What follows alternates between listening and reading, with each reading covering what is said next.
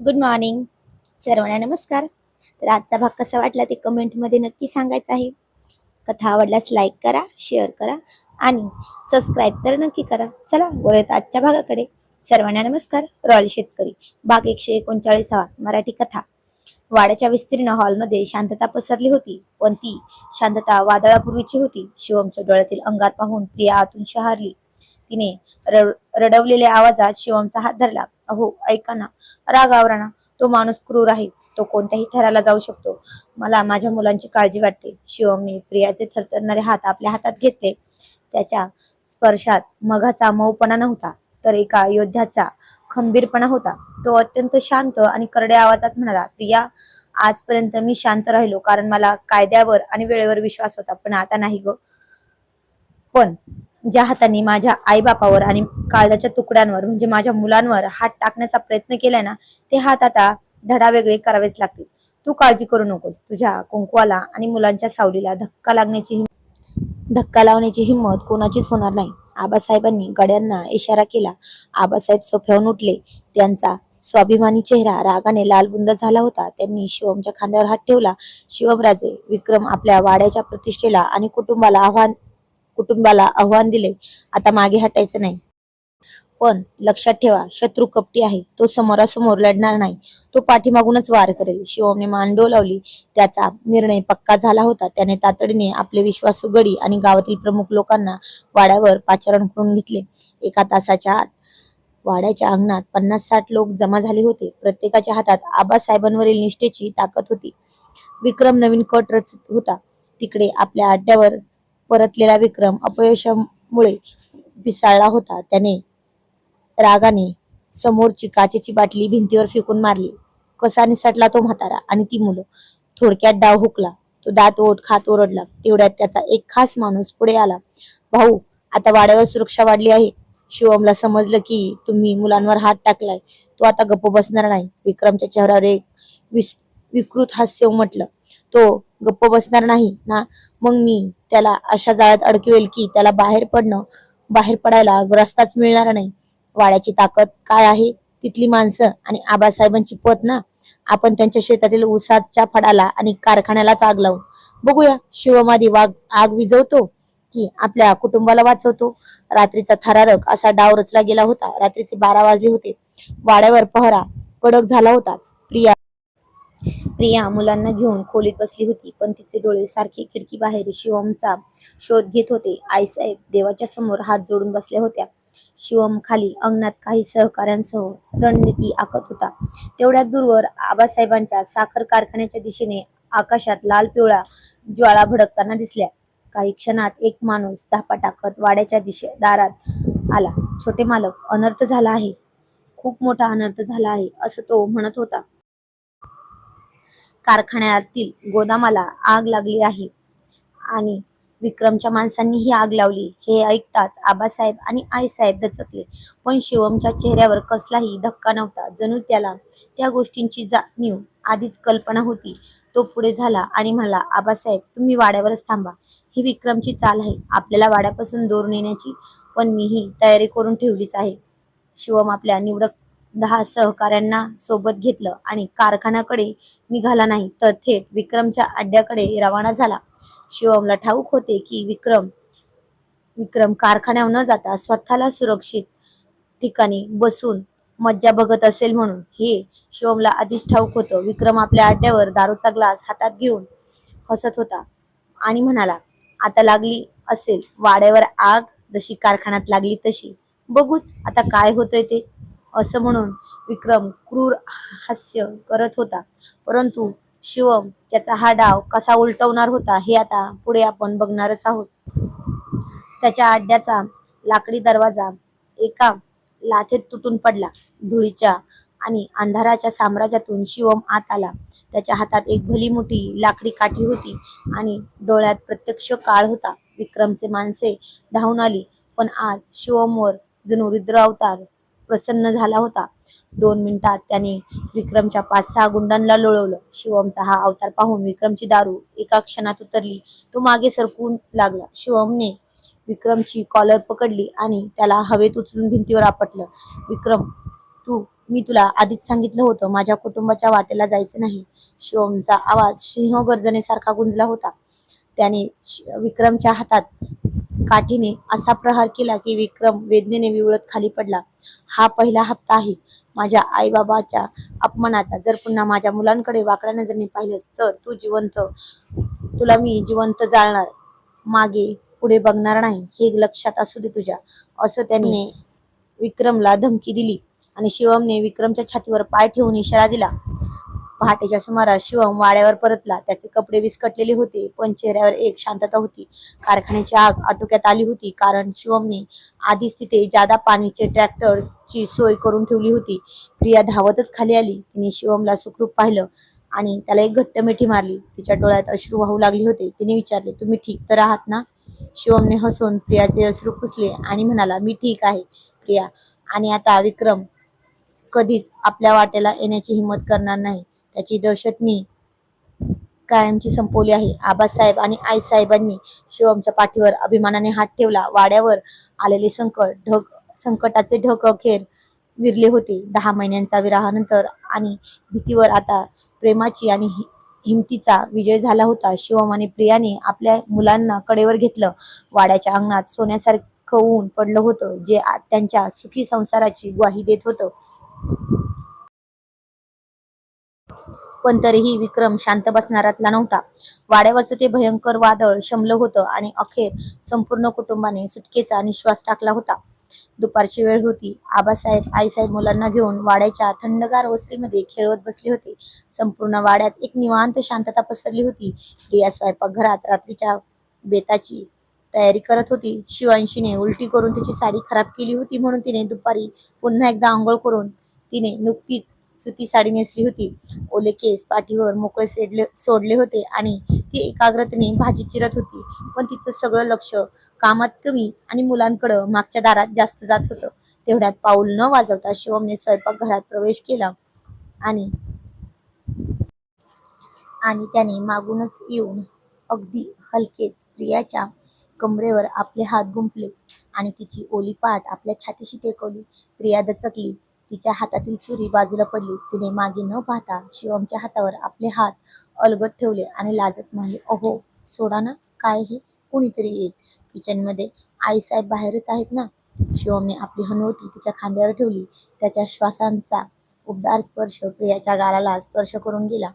तो अगदी हळुवार आणि मऊ आवाजात म्हणाला, कुणीही येऊ दे, आज 10 महिन्यांनी आमच्या राणी सरकार मला परत मिळाल्यात आणि या घराची लक्ष्मी सध्या किचनमध्ये उभी राहून उगाचच त्या भाजीवर राग काढते का, असं मला वाटतंय. तर प्रिया म्हणाली, मी कुठे राग काढते? प्रियाने डाव्या बाजूला मान वळून शिवमच्या डोळ्यात पाहण्याचा प्रयत्न केला, पण तिचे गाल भीतीने नाही तर प्रेमाच्या रंगाने लाल झाले होते. बरं, राग नाही, पण हे अंतर तर नक्कीच जास्त आहे ना, असं म्हणत शिवमने तिला आपल्याकडे अधिकच जवळ ओढून घेतलं. त्याने तिच्या खांद्यावरून घसरलेला साडीचा पदर अलगद वर केला आणि तिच्या उघड्या मानेवर आपले ओठ टेकवले. प्रियाच्या अंगावर सरसर काटा आला. तिने डोळे मिटून घेतले आणि हळूच पुटपुटले, अहो अहो प्लीज सोडा ना, जेवण बनवायचं आहे अजून, मुलं भुकेलेली आहेत, त्यांच्यासाठी डाळ बनवायला उशीर होईल ना, सोडा ना. आता त्यांची अशी रोमॅन्टिक परिस्थिती आत होती आणि तेवढ्यात आणि शिवम म्हणाला, मुलं आजी आजोबांच्या कुशीत सुखात आहेत, त्यांना आपली अजिबात आठवण येत नाही ग प्रिया. शिवमने तिला स्वतःकडे वळवलं. आता दोघीही समोरासमोर होते. शिवमच्या डोळ्यात तो कालचा रुद्र अवतार नव्हता, तर फक्त आणि फक्त प्रियासाठी असलेलं वेडं प्रेम होतं. त्याने तिच्या चेहऱ्यावर आलेली ओल्या केसांची एक बट कानामागे सरकवली आणि म्हणाला, तू काल खूप घाबरली होतीस ना? शिवमने तिच्या चेहऱ्यावरून हात फिरवत विचारलं. प्रियाने शिवमच्या छातीवर डोकं टेकवलं आणि त्याच्या शर्टच्या बटनाला गोल गोल बोटांनी फिरवत म्हणाली, हो, खूप घाबरली होते. विक्रमचा राग नव्हता मला, पण मला भीती वाटत होती की माझ्या या सुखाला पुन्हा कोणाची नजर तर लागणार नाही ना, आपण पुन्हा दूर तर जाणार नाही ना. शिवमने तिच्या थुई उडणाऱ्या काळजाला शांत करण्यासाठी तिला घट्ट मिठीत घेतलं. कधीच नाही. आता मृत्यू जरी समोर आला तरी त्याला आधी माझ्या समोर जावे लागेल. तुझा हा शिवम फक्त आणि फक्त तुझा आहे, असं म्हणून त्याने प्रियाची हनवटी वर उचलली आणि आपले ओठ तिच्याकडे घेऊन गेला. प्रियाने आता लाजून आपले डोळे मिटवून घेतले होते आणि शिवम हळूहळू तिच्या जवळ जात होता. तिच्या ओठांवर उमटलेलं हसू, तिच्या श्वासांचा वेग शिवमच्या हृदयाचे ठोके वाढवत होता. स्वयंपाकघरातल्या खिडकीतून दुपारचं कोवळं ऊन आत त्या दोघांवर पडलं होतं. जणू काही निसर्गही या दोन जीवांच्या मिलनाचा सोहळा पाहत होता. शिवमने तिच्या ओठांवर प्रेमाची एक नाजूक मोहर उमटवली. सर्व विरह, सर्व संकट एका क्षणात विरघळून गेली होती. तेवढ्यात बाहेरून लहान मुलांच्या हसण्याचा आवाज आणि पैंजणांचा आवाज आला. प्रिया दचकून मागे झाली आणि तिने स्वतःला सावरत म्हणाली, बघा, मुलं येत आहेत. शिवमने मिश्किलपणे हसून केस सावरत म्हटला, मग येऊ देत ना, मुलं आहेत ना, त्यांनाही समजू दे की बाबा त्यांच्या आईवर किती प्रेम करतात. प्रियाने तोंडाला पदर लावून हसलं आणि पुन्हा लाजत लाजत कामाला लागली. पण आता तिच्या चेहऱ्यावरची भीती कायमची पळून गेली होती. पण शिवम पुन्हा खटाळपणा करत तिला तशीच सोडून तर देणार नव्हता ना. त्याच्या रोमॅन्सचा कोटा पूर्ण झाल्याशिवाय त्याने पुन्हा प्रियाला किचनच्या भिंतीवर दाबून ठेवत खूप खूप प्रेमाचा त्रास दिला आणि बाजूला होत म्हणला, आता बाकीचं संध्याकाळी. तर ती हसून म्हणाली, जा जा, आता काय नाही मिळणार. हे दिलं आहे ना, यातच समाधान माना. आणि तो पुढे पुन्हा मागे वळून म्हणाला, हो का, मग मला अजून हवं आहे. असं म्हणून त्याने तिच्या कमरेवरच्या तिळावर एक लव बाईट केला. तर ती सहन न होऊन म्हणली, आई गो, अहो काय हे, जरा हळू ना. तो म्हणला, हो राणी सरकार, आम्हाला नाही म्हणायची शिक्षा आहे ही. मग ठरवा, अजून पण टाळणार का आम्हाला आणि आमच्या प्रेमाला. तशी ती गालात हसत म्हणली, हो, टाळणार तुम्हाला. आणि तो हळूच म्हणाला, संध्याकाळी बघतो आता तुला, चल येतो मी. आणि आता अशातच अंशचा पहिला वाढदिवस आला. वाढदिवसाची धामधूम तर सुरू झाली होती. पण गावाकडचा वाढदिवस म्हटल्यावर तिथं नुसता सोहळा नसतो, तर अख्खी जत्राच भरते की नाही घरी. त्यात वाड्यावरची सगळी मंडळी एकत्र आल्यावर काय मग नुसता राडा होणारच ना. असं कसं होईल. बाहेर मंडपात पाहुण्यांची ये जा सुरू झाली होती. अस्मिता नवरा म्हणजे जिल्ह्याचे पोलीस अधीक्षक चैतन्य आला होता. आज खाकी वर्दी सोडून गावाकडच्या कडक इस्त्रीच्या पांढऱ्या शुभ्र कुर्ता पायजाम्यात रुबाबदार दिसत होता. खूप दिवसांनी अशी मित्रांची मैफिल रंगली होती. पण पोलीस कितीही मोठा असला तरी सासरवाडीत त्याची काय अवस्था होते हे तर फक्त सासरवाडीला जाणाऱ्या जावयांनाच माहिती असतं. तर आणि त्यातच सचिन हातात गुळाच्या चहाची किटली घेऊन फिरत होता, चहा चहा चहा करत. आणि त्यांनी चैतन्याला पाहिलं आणि जोरात ओरडत त्याची चेष्टा करत म्हणाला, ओ दाजी, राम राम. काय मग, गुळचट चहा घेणार की स्पेशल पोलीस चहा आणू. चैतन्यने इकडं तिकडं पाहिलं आणि हळूच म्हणाला, ये सचिन दादा, जरा हळू बोल की, इथे माझी गुन्हेगारांवर वचक असणार आणि कडक SP अशी इमेज आहे रे. आणि चहा कसलाही द्या, पण त्यात साखर कमी आणि आलं जरा जास्त टाका. तेवढ्यात तिथून जात असणाऱ्या अस्मीने हे ऐकलं आणि ती पाठीमागून आली आणि चैतन्याचा कान पकडून मिश्किलपणे म्हणाली, काय हो SP साहेब, माझ्या भावांना धाक दाखवून तुमची कामे करून घेताय का, की त्यांच्यावर रुबाब दाखवताय पोलीस असण्याचा. आणि तुमची चांगली खातिरदारी करून घेताय की काय, असंच मला वाटतंय. घरात तुमची ऑर्डर फक्त चहाच्या कपावर चालते माहितीये ना, हे विसरलात की काय. असं म्हणून ती हसली. तर ती म्हणाली, चला आता तिकडे वंशच्या केकचं टेबल लावायचं आहे, जरा पोलिसांचा तिथे जोर लावा तिथे आणि मस्त फोटोशूट करा. सचिन तोंड दाबून हसू लागला आणि चैतन्य बिचारा आलो आलो म्हणत अस्मीच्या मागे गेला. आणि सगळ्यांना खूप हसू येत होतं चैतन्यचं, कारण तो आधीच यांचा मित्र होता, पण आता मित्र असून पण बहिणीचा नवरा पण होता आणि दाजी म्हटल्यावर चेष्टा तर होणारच ना. आणि हॉलच्या मध्यभागी गादीवर बसून शिवम प्रियाची जुळी मुलं शिवांशी आणि प्रियांश आणि आजचा बर्थडे बॉय अंश एकत्र बसले होते आणि खेळत होते. अंशने छान मऊ रेशमी धोती कुर्ता घातला होता, पण त्याला त्या कपड्यांपेक्षा प्रियांशच्या हातातील प्लॅस्टिकच्या बॅटेमध्ये जास्त रस होता. शिवांशीने अचानक त्याची टोपी काढली आणि स्वतःच्या डोक्यात घातली. ती त्या टोपीमध्ये खूप छान दिसत होती. तशीही ती रूपाने एकदम देखणी होती. आताच प्रियांश तर पण तसाच होता. तिने टोपी घातली म्हणून अंश जो चालत होता नेटकाच ती घेण्यासाठी तिच्या मागे मागे गेला. आता हे सगळं शूट चैतन्य शूट करतच होता आणि पण शिवांशीने रांगत रांगत जाऊन खांबाच्या मागे लपली. हळूच अंश चालत तिथे गेला आणि टोपी उडू लागला. पण शिवांशी काही केल्या देतच नव्हती आणि हे सगळं कौतुकानं त्यांची पाहणारी मस्ती सगळेजण पाहत होते. ती टोपी हिसकावून घेत होता आणि हिसकावून घेऊन आला. पण अतुल म्हणाला, अंश बेटा असं नाही करायचं ना, ती आपल्या घरी आली आहे ना पहिल्यांदा, मग जरा प्रेमाने ना बेटा, जा तिला टोपी दे, बघ कशी रडते ती. तर तो आता काहीतरी बोबडं बोलत पुन्हा टोपी घेऊन गेला. तिला दिली पण ती इतकी हट्टी एवढीशी 10 महिन्यांची रागाला गेली होती. ती टोपी लांब फेकून दिली आणि अंश तर पुन्हा टोपी आणली आणि तिला दिली तर ती घ्यायच ना. आणि त्याने आता खाली बसला. तिच्या गुबड्या गुबड्या गालावर हळूच पाय घेतला आणि जसा जान्हवीचा अतुलचा घेतो तसाच आणि टोपी डोक्यात घातली. आणि आता हे सगळं पाहून सगळे चाटच झाले. पण चैतन्यने हे सुद्धा खूप छान सुंदर क्षण कॅमेऱ्यात कैद केले होते. तर डॉक्टर पल्लवी म्हणाली, बापरे अतुल, तुझा मुलगा तुझ्यावरच गेला रे, खूप चालू आहे रे, बघ तिला एकाच पामध्ये कशी मनवली रे. तर अतुल म्हणाला, हो गो पल्लवी, हे तर मला पण माहिती नव्हतं, बघ ना आज कळाले. असं म्हणून एकच हाशा पिकला होता सगळ्यांचा. पण शिवम म्हणाला, ए अतुल, पण तिकडे बघ, तुझा तिचा प्रियांश दादाला तिच्या प्रियांश दादाचं काय रिएक्शन आहे ते, कसा बघतोय बघ अंशकडे. बापरे, ते पाहून पण सगळे खूप खळखळून हसले. कारण प्रियांश खूप रागीट होता. शांत असायचा, रडत नसायचा, पण रागीट खूप होता. मुलांची सगळी मस्करी आज एका आठवणीच्या कागदावर कैद झाली होती आणि हेच दिवस मोठ्यापणी त्यांना काहीतरी आठवायला भाग पाडणार होते. वाढदिवसाचा तो जल्लोष, लहान मुलांचा दंगा आणि सचिन चैतन्यची जुगलबंदी सगळं काही आठवून डॉक्टर रोहित आणि पल्लवी गाडीतही हसत घरी आले.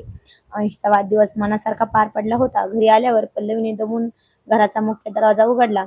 हॉलमध्ये दिवे लावत तिने सुटकेचा श्वास टाकला आणि सोफ्यावर पर्स ठेवून ती तिथेच विसावली. लग्नाची भारी साडी आज तिने घातली होती. गळ्यातले दागिने आणि दिवसभराची धावपळ यामुळे ती बरीच थकली होती. तेवढ्यात डॉक्टर रोहित मागून आला. त्याने दरवाजा बंद केला, कोट काढून सोफ्यावर ठेवला आणि त्याच्या डोळ्यात आज काहीतरी वेगळंच होतं. त्याच्या डोळ्यात वाढदिवसाहून निघाले तेव्हापासून एक वेगळीच धुंदी आली होती, जी आता घराच्या शांततेत अधिकच वाढली होती. ते पण पल्लवीला पाहून. तो हळूच पल्लवीच्या मागे उभा राहिला आणि पल्लवी डोळे मिटून सोफ्यावर पाठ टेकून बसली होती. डॉक्टर रोहितने तिचे थरथरलेले थकलेले खांदे आपल्या हातांनी हलके चेपायला सुरुवात केली. त्याच्या हातांचा ओळखीचा स्पर्श आणि उबदार स्पर्श जाणवताच पल्लवीने डोळे उघडले. तिने मागे डॉक्टर रोहितकडे पाहिलं आणि हसून म्हणाली, थँक्यू डॉक्टर बेबी, आज खरंच खूप थकली होती मी.